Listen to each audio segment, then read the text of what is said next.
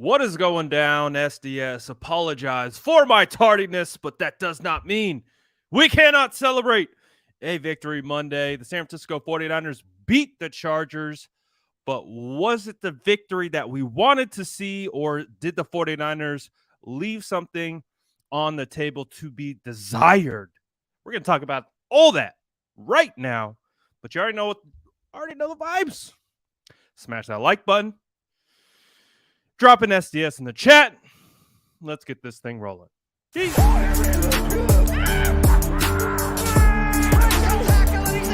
Smash that like button if you haven't already. Love to see it.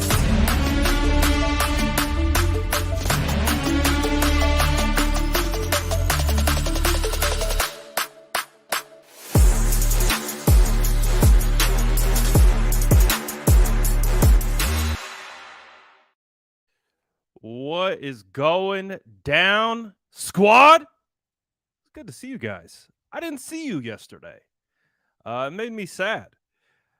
We did do a pregame live or a postgame live.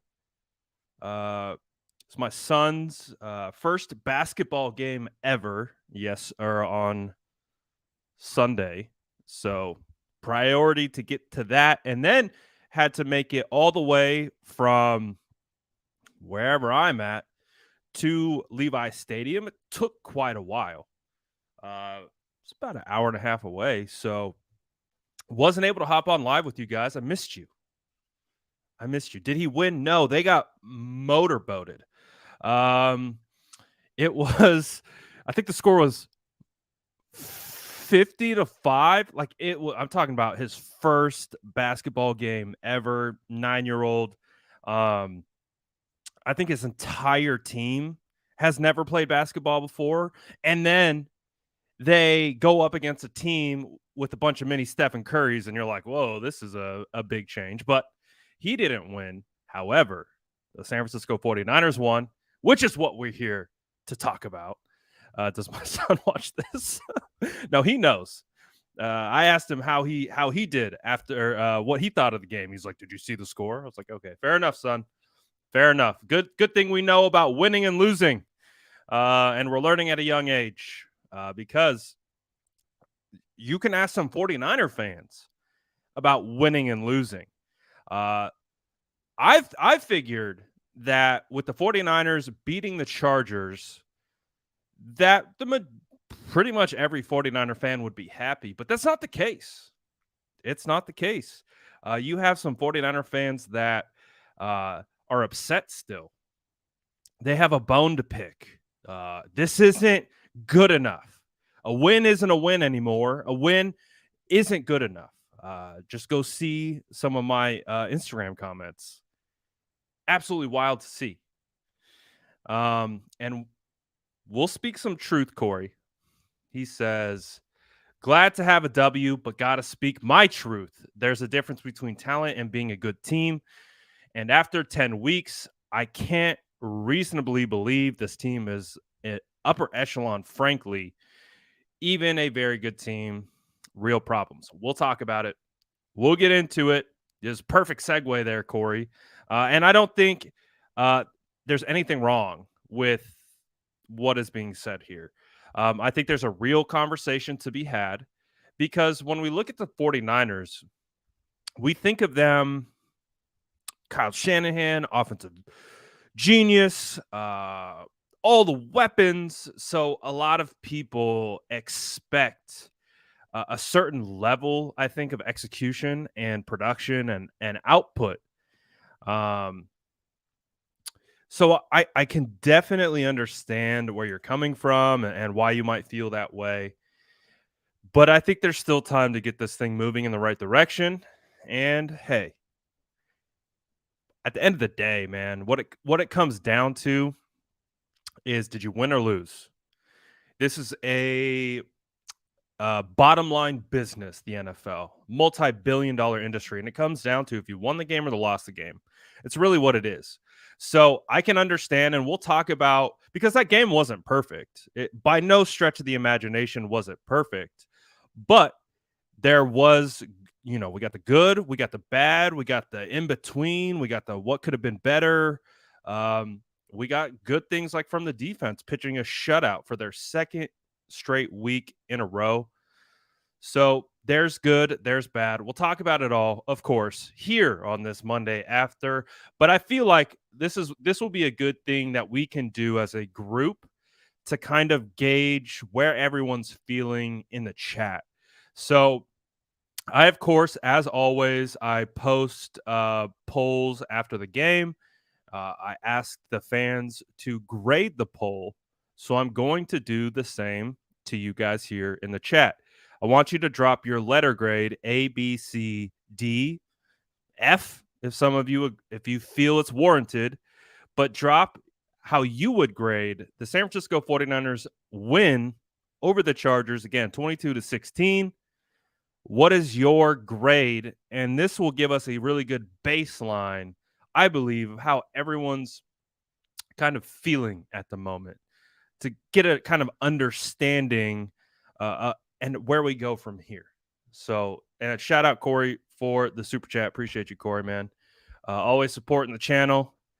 Got nothing but love for Corey. So appreciate you. And I think this will be a great opportunity. We look at everyone's grades, and that will be a good kind of transition into what we liked, what we didn't like, and we can go from there. I think that would be a good start for our show today. And again, smash that like button if you haven't already. You know the vibes. All right, let's take a look at what we are grading out at so far. B minus from Chile.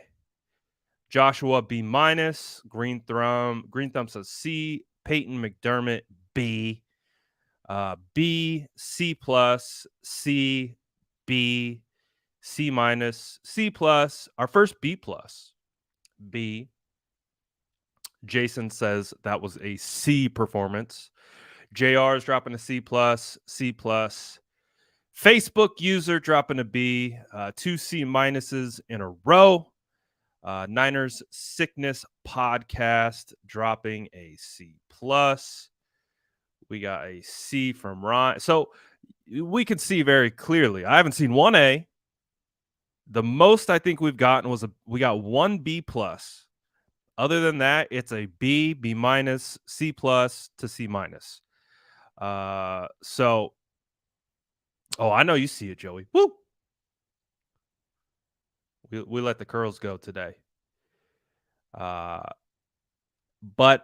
I'm gonna have to agree with most everyone in the chat. I think if we take the offense, defense, and special teams, now that I think about the special teams, that actually might lower the grade a little bit. So I'm sitting around lower B, so like an 83%, not quite a B minus, but not quite a flat B, kind of right there in the middle. I don't know. Is that a B minus? Clearly, I didn't do well in school, so we'll see. But offense, defense, B minus E. But you add in the special teams, I think that drops it into the C range, whether it's C plus, C minus. I think a C minus is a little too low because, again, the 49ers won the game. Defense shut out the Chargers in the second half. Defense played really well in the second half. But special teams, you had the punt. Mitch Wishnowsky punted the ball off one of his blockers' back. I think he shanked 2 of them. He had one really good punt to that Samuel Womack stopped, right? But other than that, and then you had the Robbie Gould miss. I can't remember if it was a field goal or PAT, but Robbie Gould missed a kick that you thought he would make. So I think that brings the letter grade down. I think if we look at the defense as a whole, it started off a little rocky, right? And let's start there.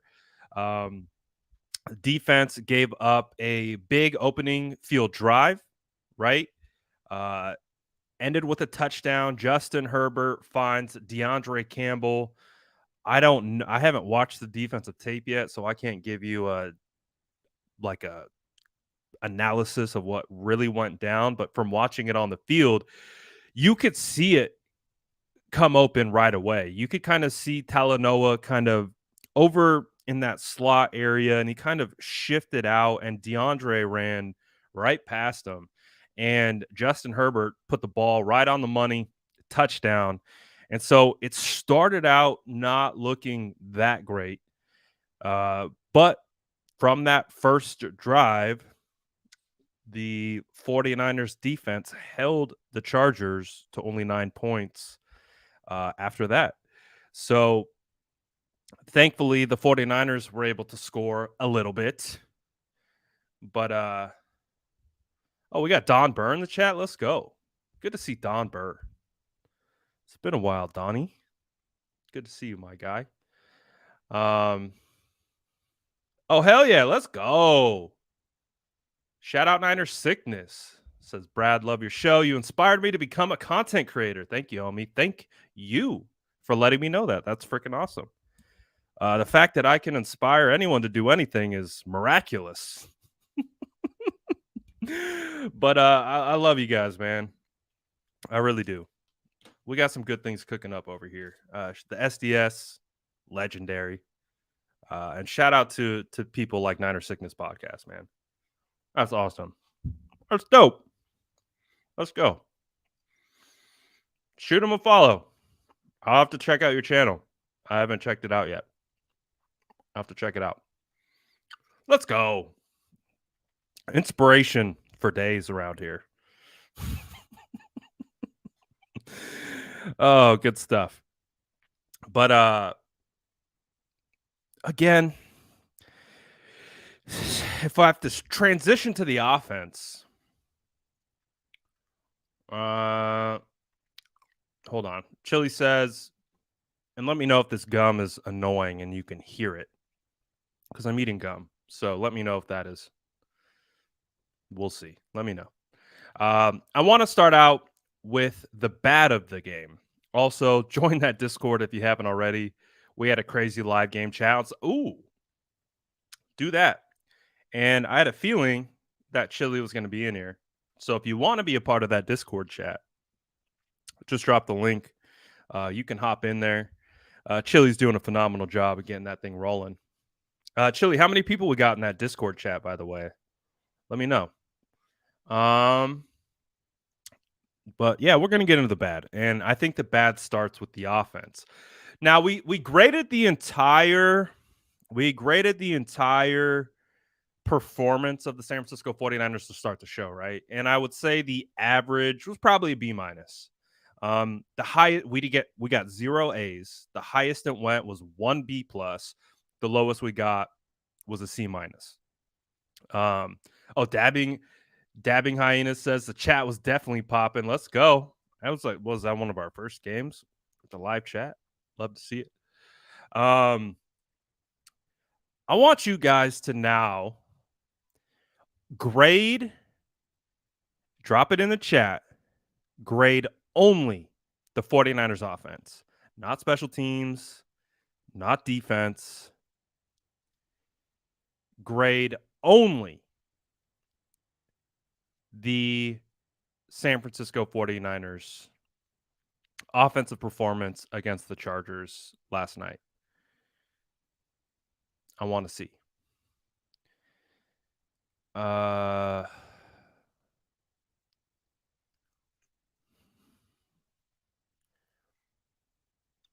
So far, we got some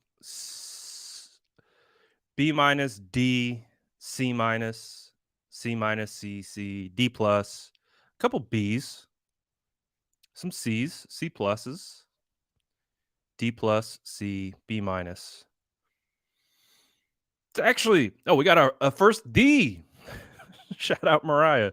We got our first D of the day. We got Bs, we got Cs, we got some D pluses. It's actually a little bit better than I thought. I thought you guys, I'm not going to lie, I thought you guys were going to be a little bit more down on the 49ers offense. Feels about average, right? So I think when we look at the 49ers performance, You had Jimmy Garoppolo go 19 of 28 for 240 yards. Jimmy Garoppolo didn't. I don't.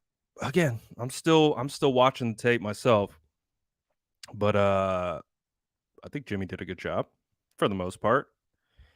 He only got sacked one time. Elijah Mitchell, 18 carries for 89 yards, 4.9 a clip. Welcome back, Elijah Mitchell. It was great having him back, for sure, for sure. And he looked good. And I think he could be even better as they continue to move forward. But Elijah Mitchell was a welcome piece to return. Haven't seen Elijah Mitchell since week 1 against the Bears. So phenomenal get to lead the 49ers in rushing. Christian McCaffrey, though, 14 carries, 38 yards, 2.7 a carry, but he did get a touchdown.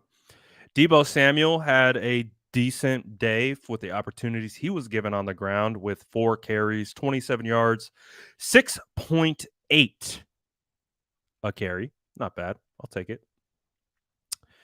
And Brandon Ayuk led all receivers with 6 receptions, 84 yards. But he did have a fumble and a touchdown that he dropped. Juwan Jennings looked like the Juwan Jennings of old, especially during that playoff run where it felt like the 49ers could really rely on Juwan Jennings, whether it was in the red zone, third down conversions, things like that. Juwan looked nice. He really did. Christian McCaffrey had 4 receptions for 39 yards. Ray McLeod had that one dart that Jimmy Garoppolo threw down the right sideline. That was pretty nice. That was actually just a better play, I think, by Jimmy Garoppolo. All the way down there at the bottom, Deebo Samuel, 2 catches, 24 yards. George Kittle, 1 catch, 21 yards. Only 2 targets for George Kittle. Deebo Samuel had 6 targets on the day, but only brought in 2. So when we look at the offense, I tweeted it out during the game, and the whole second half just felt stale, right? Like the 49ers had that opening drive. They take it down to the 2-yard line. I'm not going to lie. I did not love the play call. I liked the run that they had prior to the third down run by, I think it was Christian McCaffrey. They basically ran a mid zone out of shotgun against a bear front. And it's just, I don't know. That play call was extremely, like, I could definitely say, like, why are we doing that? Because there's no double teams that can be created by the offensive line up front. It allows every single offensive lineman on the interior to be occupied. And then it allows the linebackers to shoot the gaps, and you're running a zone concept, mid-zone concept out of shotgun. So there's no chance from the start for that particular play. But the play before was close to being a walk-in touchdown. But overall, I think in that first half, the offense just felt stale, right? Like, I feel like one of the key buzzwords that we talk about with the San Francisco 49ers offense is sense of urgency. And we're not saying even sense of urgency like hurry up, you're running out of time. We're not talking about that fourth quarter drive against the Falcons where they took 8 minutes off the clock and got 0 points when they needed 2 scores. We're not talking about that sense of urgency. I think we're just talking about the sense of urgency and just rhythm of, like, I don't know, just sitting there in the stadium. Obviously, you get a sense for, like, the energy and the vibe, and it just, like, I'm sitting in the stands, everyone is yelling at Kyle Shanahan. Everyone's yelling at the offense. Like, it's an interesting experience because, and judging by, I think, your guys' reactions so far, it kind of feels like the same, where I think there's an expectation level, right, for this offense. With all the weapons that they have, I think we expect them to be a little bit more high powered and look a little bit more efficient. And it felt really dink and dunk for a large portion of that game. So I understand where some of you guys are coming from with your thoughts on the offense. I don't think the offense is where it should be, where it's going to be. Um, that's what I can hang my hat on when I watch this team. Again, I'm still getting into the offense. I got the first series done, which was a good drive, but it ended with 3 points. So that's not the best. Um, but I got to get into it more. But I can just speak to what I experienced being in the stadium. There's something missing. It's almost like we're too complicated at times for our own good. You know what I mean? Like what would this team look like if they just kind of simplified it, kind of dumbed it down a little bit, and just kind of cooked a little bit more? And when we say cook, that term, is thrown around a ton, but more in the sense of getting into a rhythm and just allowing the kind of rhythm to come to you opposed to trying to force it. I don't know. Just a thought. But it's seemingly something that the 49ers have struggled with last year, this year. It's interesting, right? So, hmm, let Jimmy cook. I wouldn't be opposed to it. I mean, Jimmy was throwing some darts on that opening drive. Not gonna lie. There's a couple passes I had to rewind it. I was like, damn, he threw that on a rope. Just on a line, right to Brandon Ayuk. It looked like Brandon Ayuk was going to have a huge game. And shout out to Brandon Ayuk. He kept his head in the game. They came back to him on that last drive, that last scoring drive, and he almost had that scoring touchdown. He was about that far away from punching it in.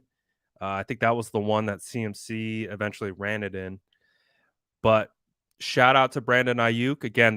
That first fumble though, I don't know. That first fumble, I don't know what you guys think about it, but that looked like straight up head to head, helmet to helmet contact because he got swung uh, into an incoming tackler and hit him straight in the temple.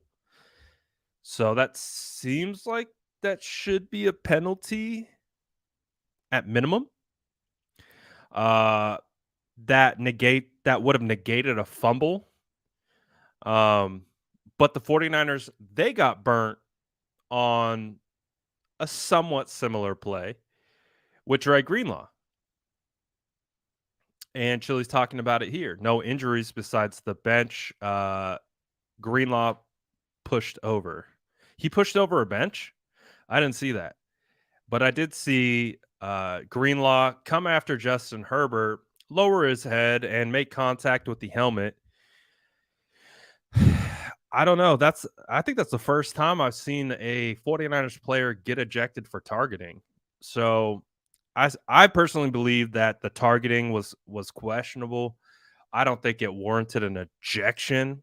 I think you had what's his name? Ian Rappaport go on KNBR earlier today and said he believes that it was warranted. You had I think the head rule official come out and say it was targeting. It was so they're standing behind it.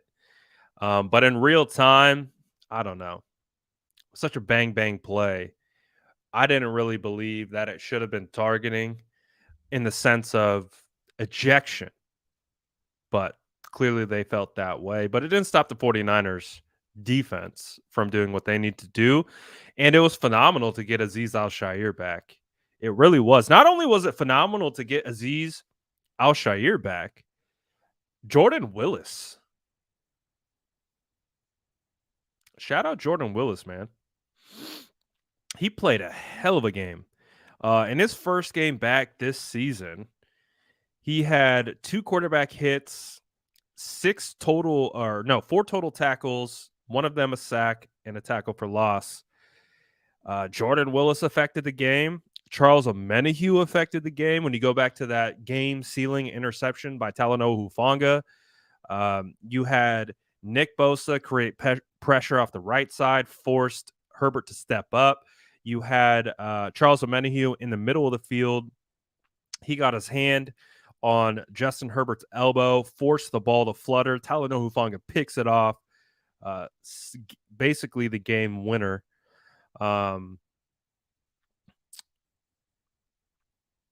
Who else? Who else had a good day on defense? Jimmy Ward. Jimmy Ward looked more like himself. Looked more like himself. Dre Greenlaw still led the team in tackles, or tied with Fred Warner leading the team in tackles. Charles Omenihu, though, had a sack as well. Oh, Kittle had a solo tackle.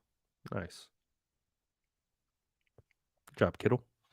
Drake Jackson had a pass deflection. So the defense is doing the best they can with what they have. Oh, yeah, you also had that Fred Warner pressure up the middle. That was nice. That was really nice. So it just still feels like we need to see this team put it together, right? Like, they have the weapons. They have what it takes to be a really high-powered offense, defense, all that type of stuff. And I think going back to, like, what we were originally talking about, right? That's kind of feels like what, if you have a gripe about this game, that's kind of where you're at. You're like, this team should be playing better. I feel free to agree, disagree. But if you're walking out of this game not feeling all that great, I think it's because the Chargers came in, they were hurt, they were down their top 2 wide receivers. They're down starting cornerback. They're down their starting defensive end. They're hurt on the interior of their defensive line. I think there was an expectation that the 49ers should have just boat race these guys, but for the most part, the 49ers were behind in this game for a large portion of it. So I think there's room for improvement here. I don't think it's the end of the world with what we're seeing. Everything that we're seeing, I think, is correctable. But we want to see it get corrected, I think, sooner rather than later, right? I think that's what it comes down to, is we know what they're capable of. They have a level of expectation of what they should be. And I think if they're not going to hit that level of expectation, I think they're going to hear from it from the fan base, as we've seen. And at a certain point, understandable. It's crazy, though. The 49ers owned the time of possession battle 36-59, or 36 minutes, 59 seconds to 23 minutes compared to the Chargers. It didn't feel like that. But again, also goes back to that kind of like sense of urgency with that 49ers offense. So I'm not giving up hope that this team can't figure it out. I think we're still I don't know what it is. We've been talking about this all year, right? Like, we've discussed this thing, this cloud that feels like is hanging over this team. Like, it doesn't feel like it's the the players on the field. Feels like they have the personnel. Uh, they should have the coaching, right? D'Amico Ryans, Kyle Shanahan. So I don't know. We'll see. We'll see. I don't think we can crown this team uh, a Super Bowl, like a hands down Super Bowl team. Would you agree? I think we could say that this team has Super Bowl aspirations. I think we can say that this team has an absolute potential to be a playoff team and make a deep run. All those different types. I think that's true. I think we can confidently say that. But I don't think we can confidently say they're going to be a playoff team. They're going to be a Super Bowl team because I think there's still some proof in the pudding that needs to be shown. Um,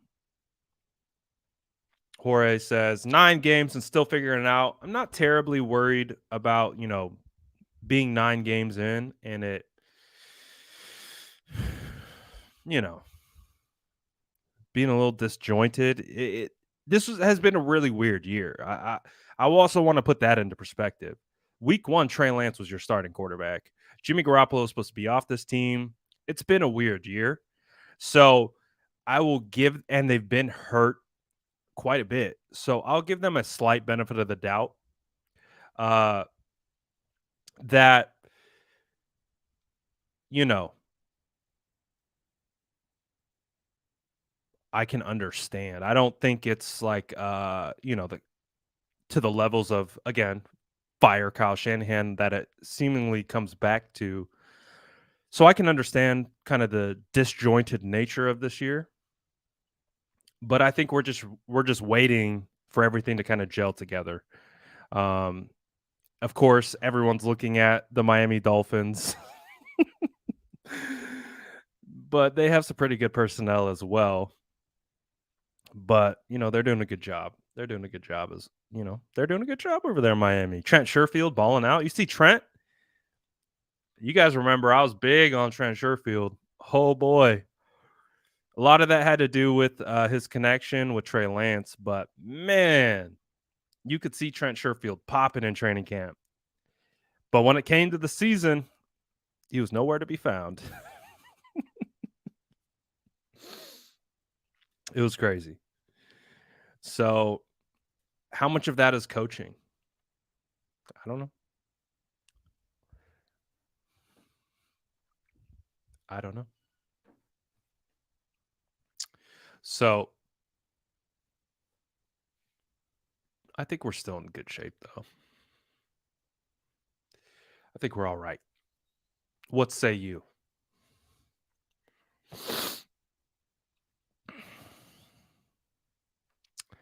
Uh, is JR saying that I have no faith in my team and emphasized pal?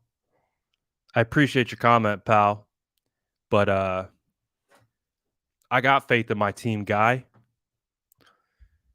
We're just calling it like we see it. It's nothing to do with faith. We are in the analysis portion of this conversation. We're not talking about blind faith. We're not talking about faith to a logo or a color or a jersey. We're analyzing and having an open conversation about the things that we've watched and trying to put them into perspective. I don't think there's anything wrong with that. And I don't think that has a direct correlation on faith in regards to what you think the San Francisco 49ers can and will be. Um, you can have two things. Like Melvin, I have faith in my team. I have faith in the 49ers too. That's why you'll never hear me utter the words fire Kyle Shanahan, because ultimately at the end of the day, I do have faith in Kyle Shanahan that'll get this figured out. But it's been a process up until this point. I've got faith in Brandon Ayuk that he can be one of the best wide receivers in the NFL. just because he goes out and had a fumble, dropped a touchdown, doesn't mean he's any less of a player. It was just one of those opportunities that arise that you don't really like. I'm for this though. If you want to just gaze into the ginger locks, go for it. Go for it. Shout out Matthew. But it's Victory Monday, man. I'm happy with the win. I think it could have been better. I think it wasn't an A game. But when we're talking about 17 opportunities to go up and line up against another team and compete for a W and you get one, I'm happy about that. Believe me, I don't feel like I'm like these other people that are out here pissing and moaning because the 49ers won. That will never be me. That will never be me. But we can also talk about where we can see improvements, provide critique for what it's worth, and celebrate the W. So, because you had a lot of good moments. We can't just marinate on the things that we don't think worked well. I think the offensive line did serviceable, pretty good. I'm still watching it, still breaking it down. Oh, what's good, James? Oh, and Smitty. Oh, I think I saw another OG earlier too. I think I saw another SDS OG. There we go. There he is. Ooh, excuse me. We got some SDS OGs in the chat. Love to see it. I'm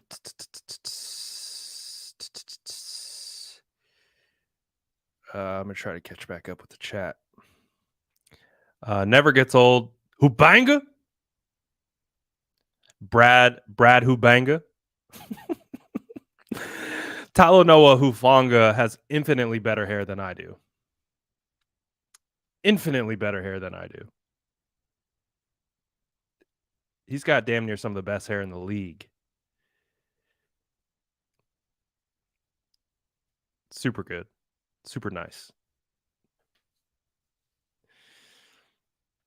Oh, that's a good question. Who is my favorite current 49er? Ooh.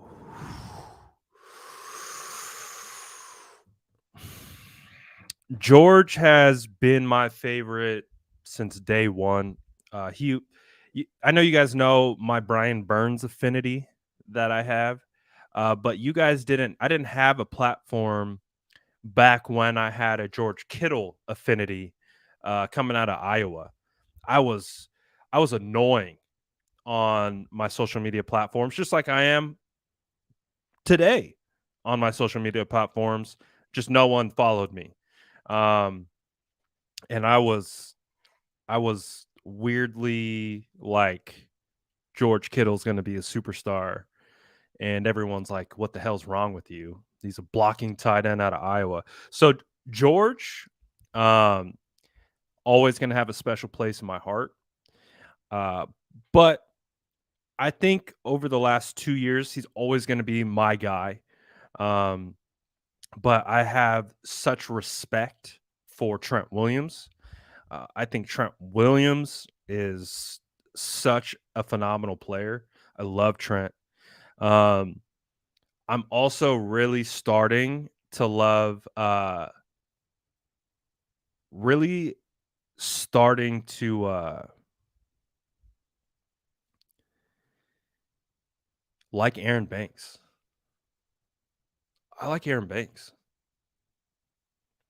I might have to get a Banks jersey and put it right next to Trent Williams over here. I'm really enjoying watching Aaron Banks. He's a lot of fun. for me. But you guys know me, I'm weird. I get a kick out of offensive line play. So you perform well as an offensive lineman, yeah, you're my guy. That's why I love George so much because he was the best blocker in his class and he played tight end. That's why I love George. You block, you got a key to my heart. Last night, Aponte was talking about how social media might be getting to McGlinchey. Thoughts on this? I'll keep it 100 for you right here on this topic. You guys know McGlinchey's a friend of the channel. I've interviewed him twice over the past 2 years. I think he's a phenomenal person and human being. But this like vendetta that social media has against him is it's getting sad and embarrassing at this point. Like I understand it. Like a lot of people don't like Mike McGlinchey. That's fine. I'm not going to tell you who to like. We just talked about who my favorite player was. I'm not going to tell you who not to like either. I don't like players either. I couldn't stand Josh Norman. Literally, the thought of Josh Norman made my blood boil. So if you have that feeling for Mike McGlinchey, I'm not going to be anyone to say that you can't feel that way. But I was at the game, so I'm not like, and I'm doing content, so I'm not like on social media. I'm posting to social media, and so then after the game, after I get all my content done, then I start like I take a breath and I start just scrolling and seeing what the talking points are, like who's saying what's getting clipped. And I saw the Mike McGlinchey clips. And again, it's just like anyone who has that many people at their neck on social media will feel it. I don't care who you are. I know a lot of the go-to is, oh, he makes a lot of money. He's an NFL player. Shouldn't bother him.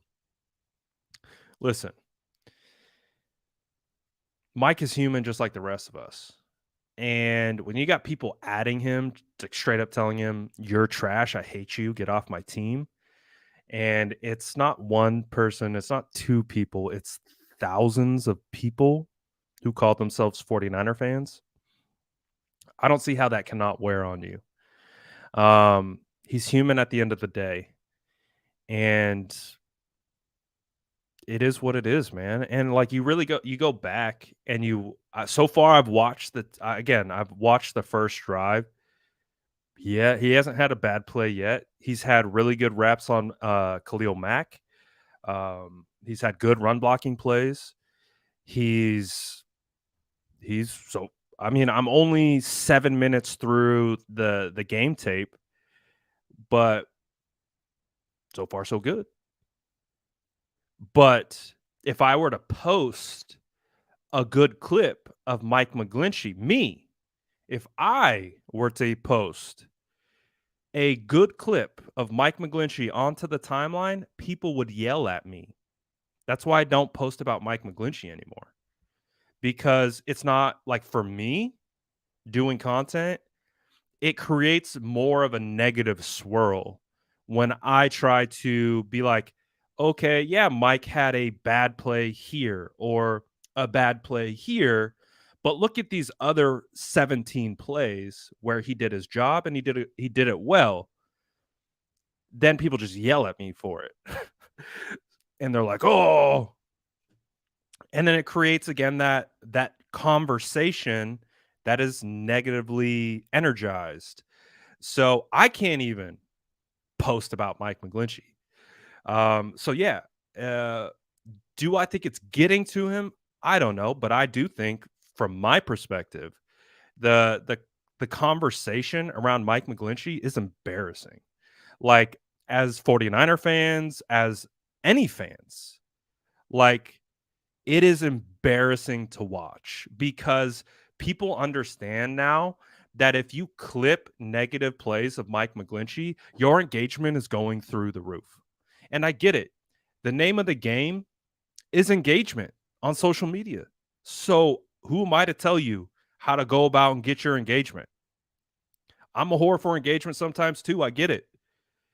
But the narratives, the conversation, it's unbearable at this point. And the point is, I cannot post a positive Mike McGlinchey clip on the timeline because it will get people will throw the negative clips. They'll just tell it's bad, man. It's bad. And that's unfortunate because you call yourself a fan, right? And we started the show like talking about what we didn't really love about the win last night. We're not going to love every rep from everyone. I can show you I saw one clip of it was like inside zone, kind of a I can't tell if it was a gap scheme type play, but you had a essentially head up defensive tackle on the left guard, so inside of him. His responsibility on that play is to shoot violently downhill. The name of the game on that particular play is for the backside tackle is to not let the defensive lineman cross your face on the inside. So as an offensive lineman, you are taking a hard step. You are trying as hard as because you got to levitate a gap to be able to cut off a defensive tackle from getting any interior pressure. So he does that. The defensive tackle takes his leverage and uses it against him, and then he just makes a phenomenal play. But everyone's looking at that play like, "Oh, this guy's trash," and it's like, is he though? Do you know how difficult that is? Do you know how like what his responsibility is? And that if a defensive tackle goes out over the top of you, that's actually okay. Like if you're coaching this up as an offensive lineman, if you're taking an inside hard step to cut off an inside angle and the defensive tackle goes back door, you say, there you go, good sir. You may have the back door. We'll give it to you any day of the week and twice on Sunday. Defensive tackle just made a great play. So it's tough, man, because I agree with Throwback. He hasn't been amazing, but let's face it, the majority of offensive line aren't amazing. They just do their job, right? We think of amazing as Trent Williams, pancake blocks, club snatch moves, double pass sets, insane technical things from the best offensive lineman to ever play the game. The 90% of the offensive linemen in the NFL are just okay to good. There's a short list of elite offensive linemen. Very short list. And you look across the league, they're all the same. I can show you clips of Aaron Banks, someone we hype up a lot, making similar mistakes. I can show you Brendel. I can show you Burford. I can show you Brunskill. I could show you Trent Williams. I can show you Mike McGlinchey. I could go find Quentin, what's his name from the Colts? Quentin Nelson, Tyrone Smith, Zach Martin, Jason Kelsey. I can find you bad plays on every offensive lineman. It's just in our fan base, we love some Mike McGlinchey. So it's tough. It's tough. I do agree that Mike had some issues. Again, I haven't watched the whole thing, but I've seen some of the clips. I saw him getting roasted for a Khalil Mack rep where Khalil Mack didn't get the sack or tackle Jimmy, but he still got roasted for it. I'm like, damn. Imagine going up against the best. As it's kind of the same thing with the KC game. Like, yeah, it was rough against KC, but he's going up against Chris Jones. Like, Chris Jones is different. No one takes that into consideration. Like, I don't know. That's my take on the Mike McGlinchey thing. Um, Again, I'm not telling you to like Mike McGlinchey. I'm not telling you that you got to love everything he does. He's not perfect. He makes mistakes. He misses blocks. He's definitely good in the run game. In pass protection, he's good. And then there'll be those 1, 2, 3 reps that completely change the entire complexion of his perception. So I get it. I understand it, but it's unfortunate uh, with where we're at. And I understand this. Again, people don't watch the offensive line like I do. So I feel like I have a different perspective. I watch every play of Mike McGlinchey. What are we? We're in week 10. I've watched every rep from Mike McGlinchey. I could probably say that 99% of the 49er fan base has not done that. So and we understand what the O line is. You typically are reacting to bad plays, uh, and things like that.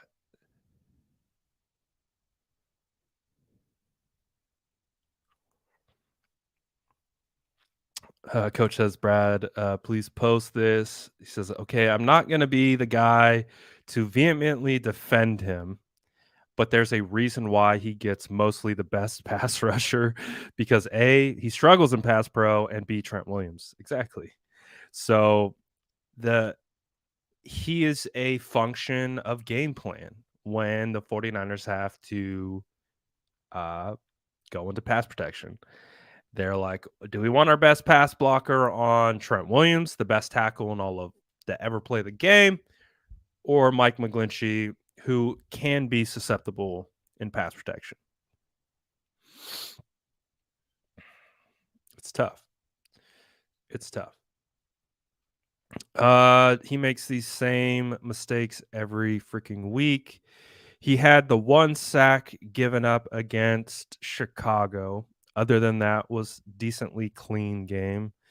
He had a couple misplays against Denver. He played well against Seattle. Rams,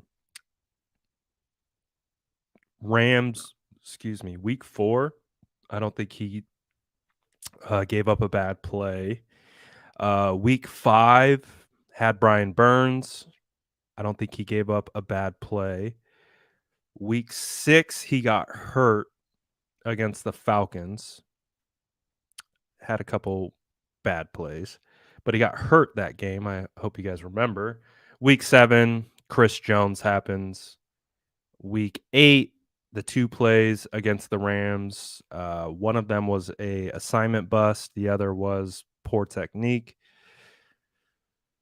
But that's the thing. It's like you take those plays, they happen at bad times. They're on display for everyone to see. And so they just get blown up. And we don't have to spend, I don't know how long we've been talking about this, but just something interesting. It was asked. It was a good question. And, it would be great if we didn't kill the guy. But I understand that's a lot to ask. So, it's interesting waters to navigate. And of course, John Lynch talked about it on the TK podcast about everyone's just used to the bad clips. And then, of course, he has a bad rep, and then everyone posts the bad clips and start talking about John Lynch and adding John Lynch. So it's just it's a crazy dynamic. And if that were to be affecting Mike McGlinchey, I could see it. I don't see how it couldn't, to be honest. So it is what it is.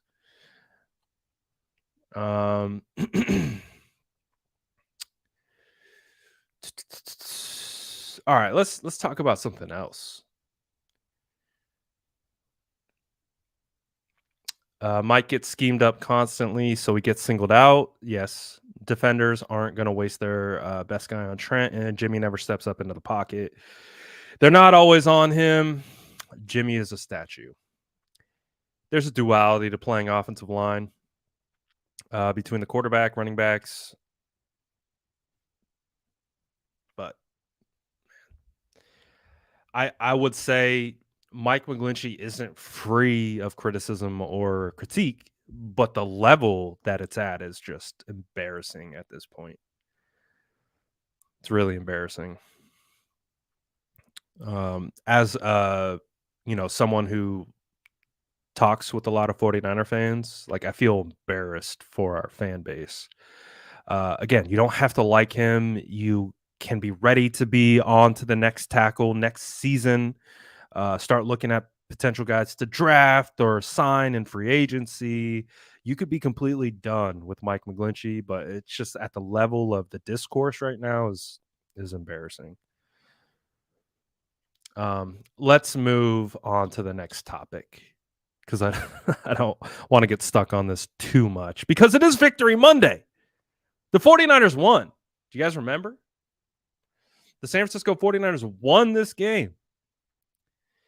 They are 5-4 on the year. They're above 500. They are one game behind the Seattle Seahawks. Seattle Seahawks lost to the Tampa Bay Bucks. Love to see that. Also, too, Arizona Cardinals beat the Rams. Rams are looking toasted right about now. So we know who the 49ers are going to face next week. They got the Cardinals in Mexico. Still a good time.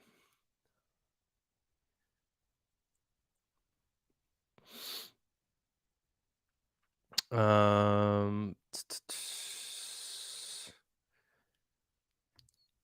talk about this. Let's talk about Mitchell being back on the field. Loved seeing Mitchell back on the field, man. Really did. First carry of the game. Beautiful cutback.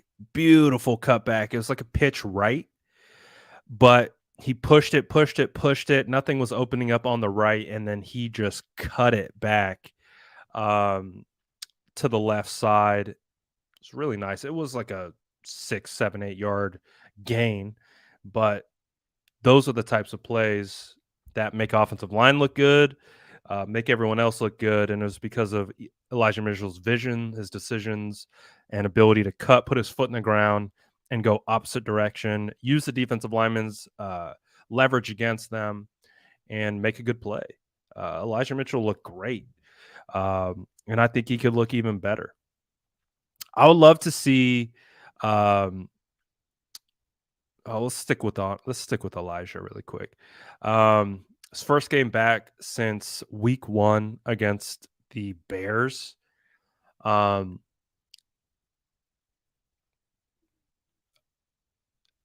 Vishal says, I'm loving the formation. CMC and Eli or CMC and Debo with wide receivers, tight ends in motion. Eli is going to be a big piece for the 49ers. He provides this level. He's more of kind of your traditional running back. CMC is just a juiced up. He's a freak. He's a freak athlete. But Mitchell is just a lower your shoulder, run in between the tackles, do all that different type of stuff. He's a great complementary piece to Christian McCaffrey. He's going to be our Jeff Wilson. Jeff Wilson's balling out, by the way. I know you guys saw that. Definitely saw that.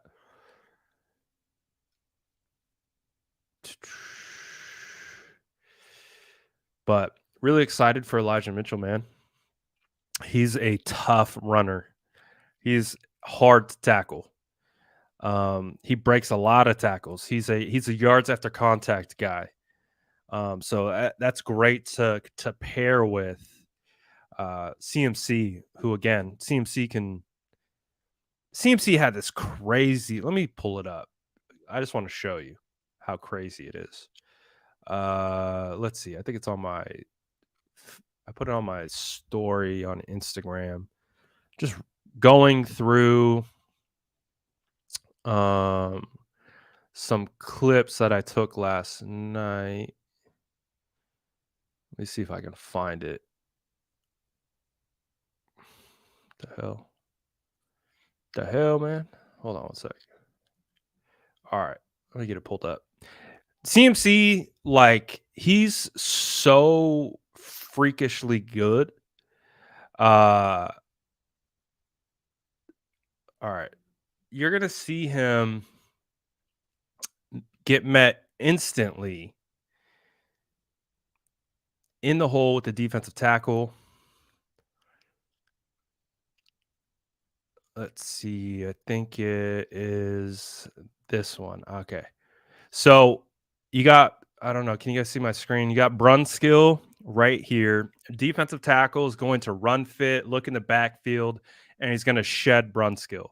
And as a result of doing that, it's going to put the defensive tackle right. See, gets his head across. He's seeing the relation. You're going to have Juice pull across, and then he's going to shed Brunskill to get right in the hole. Look at that. And look at McCaffrey is in midair, probably about what, a foot away from this defensive tackle. And then watch him spin out of this and make this defensive tackle miss. It's going to be like a 2-yard gain. But what the hell, man? Like, this dude's a magician. That's crazy. The margin of spacing and timing is so small, and the D tackle reveals himself as CMC is cutting. See this cut? Cutting reveals CMC's in midair, cuts opposite direction spin to like a single yard gain, whatever it was. Oh, this is the Greenlaw hit, but it was just it was crazy, crazy play by CMC to be able to do that, man. That was nuts. Let's see, what are people saying? Should Greenlaw have been ejected? Can I vote on this? No, I can't vote on it. But this is the hit. They got him for that right there. It's tough because it looks like Jimmy Ward kind of tackled Herbert into.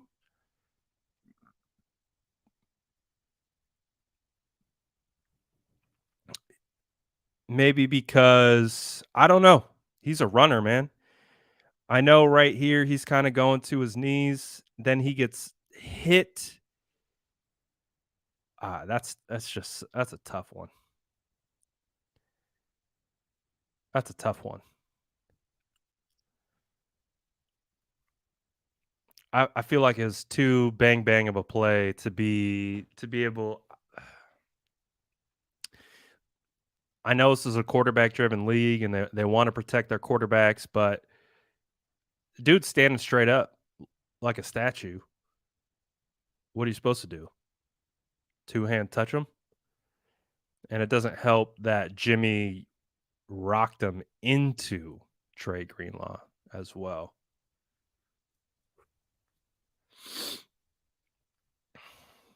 But got some good clips of the game yesterday.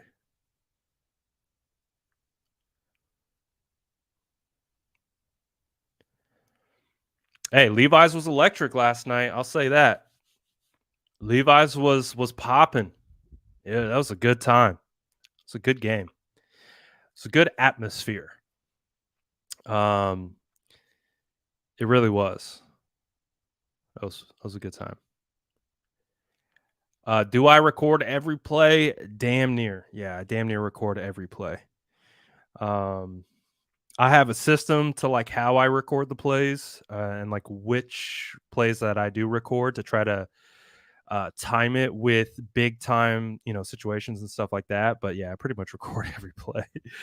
um, yeah, pretty much. It's a fun game to be at. It was cracking in that fourth quarter too. Say what you want about Levi's, man. When the 49ers give Levi's Stadium something to cheer about, they get loud. So it's just like they have to give them something to cheer about.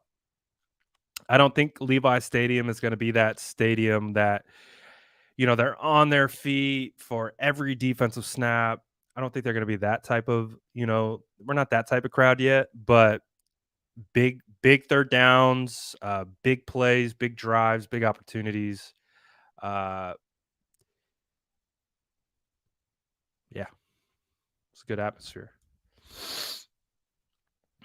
Kale says, "How many times do you rewatch games to analyze?" I typically do one rewatch, but within that one rewatch, like for example, this is how I watch the offensive line. I play one play, I watch right tackle, reverse it. If he does something, I'll watch it multiple times. Then I'll move to left guard, center, right guard. So I'll watch the same play probably 10 plus times. So by the time it takes me, my game film is typically 30 to 40 minutes long from start to finish, and it takes me 2.5 to 3 hours to watch, uh, to study the tape. So, and that's just one side of the ball.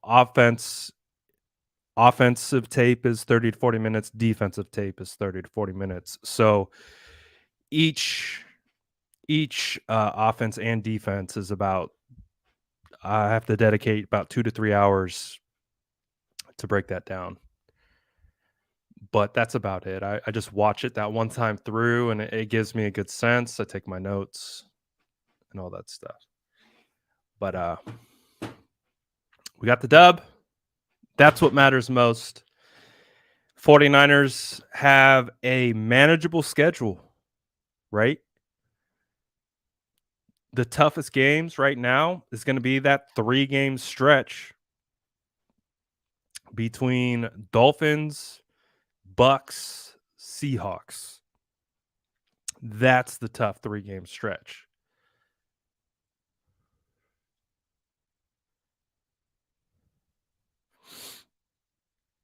Harold says, "Has the 49ers media content ever reached out to you, or have you ever considered looking into a position with them?" Yeah, I actually did. The 49ers started this kind of like content creator outreach where they'll bring content creators like myself to stream from their platform. So I got to do that. That was really cool. And I feel like I have a pretty good relationship with a lot of the people who work in the content creation aspect of the 49ers. But I've said it a lot. Like, it would be cool to work for the 49ers. It really would. But I would also love to just work alongside them. I think that would also be cool. Um, to where obviously they do their content the way they do it. And then I'm kind of right there doing similar content, but just how I perceive it, or, just a little different, a little spin, because they have a ton of talented people working for them. Whether it's Johnny, Patty, you name it, all their video ops, their designers. God, you got Nigel, you got Noah, you got Brandon, Peter. Now they added Peter. They have so much talent on their staff. I could never like emulate what they do. Like the 49ers, they do it in such a good way, and they have the talent to do it, and the shots they get, like whether that's Serena or Breezy or like they have an entire squad and they do it really, really well. I would love to kind of do what I like just next to them, just little me, uh, just doing my own thing. But I got lots of love for the 49ers and all the people behind the scenes for sure.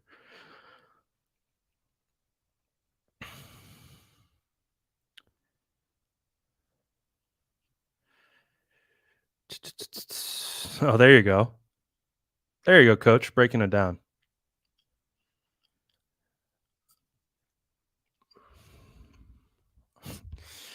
I don't know if we're ever going to see Mason. I don't know if we're ever going to see Jordan Mason. He plays special teams. He's a special teamer. He's dressed on game days. I don't know if we're ever going to see him get a carry. It would take an injury, I think, to occur for us to see Jordan. Even when injuries were occurring, uh, Jordan Mason still he got 1 carry for 7 yards on the year. So, uh, yeah. So I'm thinking what we'll do. Oh, we got a super chat from Chili. He says, "Hey Brad, just learned that you can invite people into a Discord voice chat to hear people talk their opinion to you. Something to play around with. Is that like Twitter Spaces almost, where we could like? It sounds kind of like Spaces. That'd be kind of cool. Shout out Chili for working that chat, man. But I think tomorrow we'll do film review if you guys are down. We will break down the offensive tape. We can do the good, we can do the bad. We could do the good Mike McGlinchey, the bad Mike McGlinchey. We can I thought when we did it against the Rams, it was nice because we were able to show examples like this is what Mike looks like when he does his technique the way it should be executed and the way he knows it should be executed. And when he kind of gets mixed up, that's when you can kind of see a mistake occur. I thought that was helpful. But I think we'll take a look at the offensive tape tomorrow if you guys are down for that. So we'll do an offensive review. Good plays, bad plays, what worked, what didn't work. Yeah, we'll go from there. But appreciate you guys, man, as always, for tapping in. I missed you yesterday. Can't believe I didn't do a live on game day, but I guess that's what happens when you live an hour and a half away from the stadium and they have a primetime game.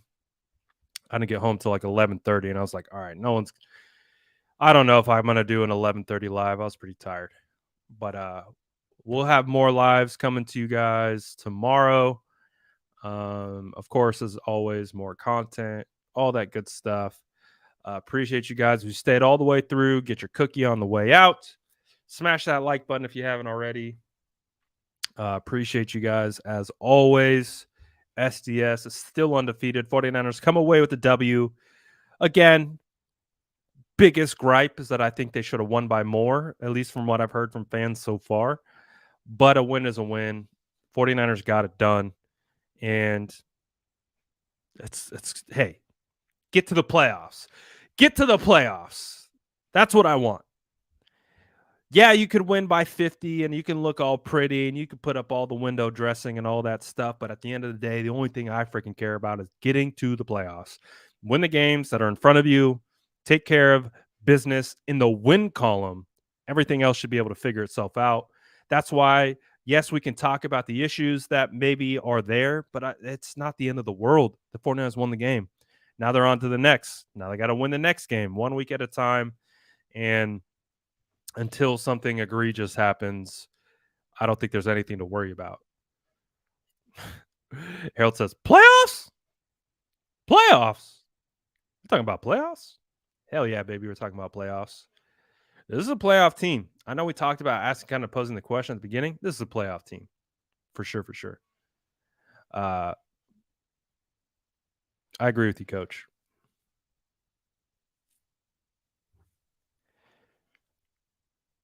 Oh, you don't got to tell me. I know the Chargers are good. I know Herbert's good. I know Eckler's good. I know DeAndre Carter has been playing really well. They got Zion Johnson up front. They got a decent offensive line. Drew Tranquil doesn't get enough respect. Derwin James, Asante Samuel Jr. They still have weapons. So a lot of people thought it should be a gimme. I don't think it's a gimme. But what I do think is that the 49ers still having some execution errors. But we'll get to it. A win is a win. And we'll be back tomorrow to break it all down. Appreciate you guys as always for tapping in. We're out of here. Peace. Smash that like button if you haven't already. Love to see it.